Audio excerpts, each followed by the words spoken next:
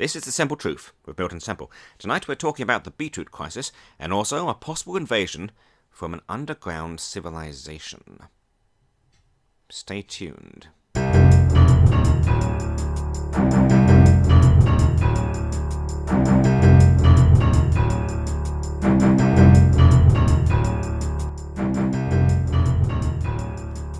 This is Milton Semple. Now, unless you've been living under a rock for the last week, you'll know that the Earth has been experiencing a series of unexpected seismic tremors. In fact, now come to think about it, if you have been living under a rock, you probably noticed first, Now, so far the government has refused to confirm the theories that this is the early warning sign of an invasion from an underground civilization. However, recent reports by travellers on the London Underground suggest otherwise. I have an anonymous email here from a gentleman who says he works in a tube station, and apparently his colleagues have reported hearing the sounds of marching, of shouted military orders at the lowest points in the underground system, and have even heard what sounds like military music coming from the ground, including something that sounds very similar to Colonel Bogey, the Colonel Bogey military march. Presumably, underground civilization would not share our military marches, but they would have their own, which, by the nature of military marches, would probably be fairly similar to ours. Let's go to our first caller. It's Ben in Devon. Hello, Ben.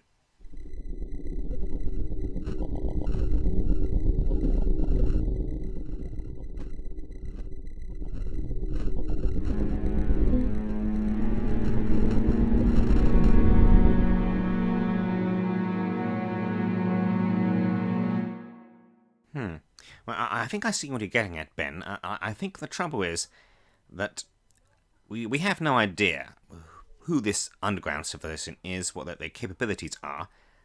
The government really, they haven't confirmed this, but they haven't denied it either. So I think they're keeping an open mind. I think we should, not so much about the invasion itself, it's certainly happening, but what we should do about it. There may be a number of ways around.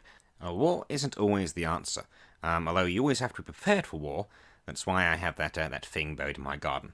Okay, up next, we'll take a short break, and we'll be back with more of The Simple Truth. When the will was read, everybody figured she'd been crazy when she wrote it. And that included me.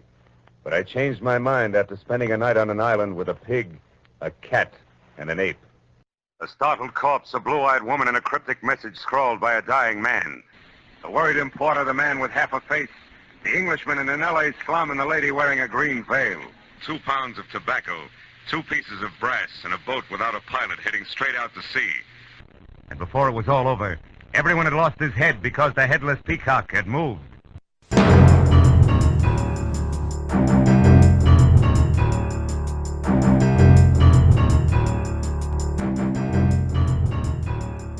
Okay, and we are back now. The government is still remaining silent on the underground invasion crisis. However, they have issued a statement on the beetroot crisis. They say that the government of Corsica should consider its position and that military action cannot be taken off the table.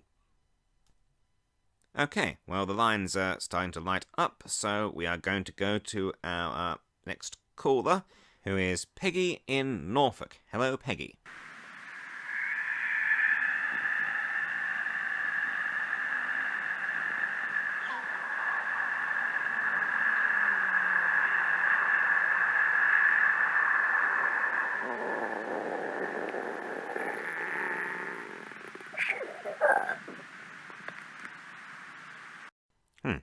Okay, Peggy. Now, I think really you need to talk to a professional builder or a structural engineer or surveyor or someone. It's not really my field, and I really don't want to give unsolicited advice over this medium, but what I would say is that it's always worth checking and maintaining your property for signs of wear.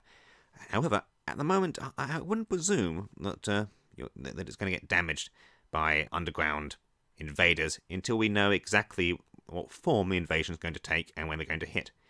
Speaking of where they're going to hit, I have an email here from someone who claims to be a professor of something I can't pronounce.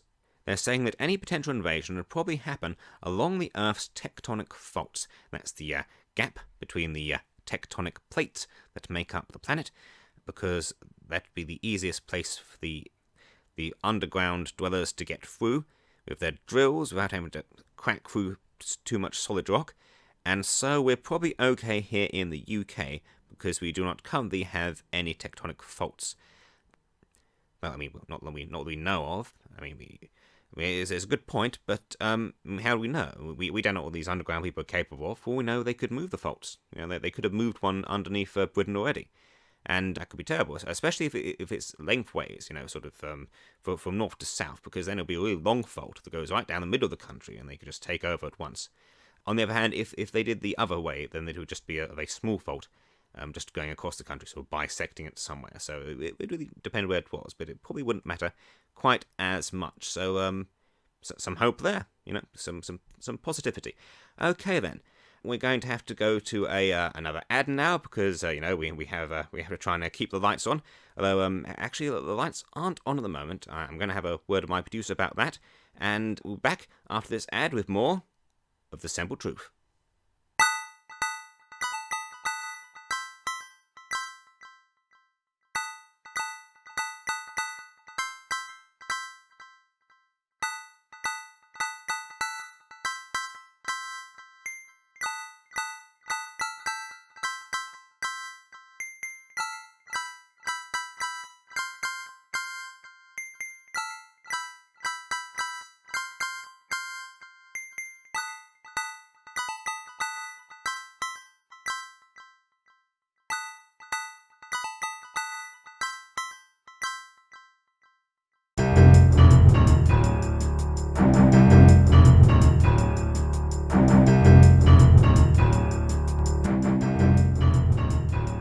Okay, we're back. This is Milton Semple, and this is the Semple Truth.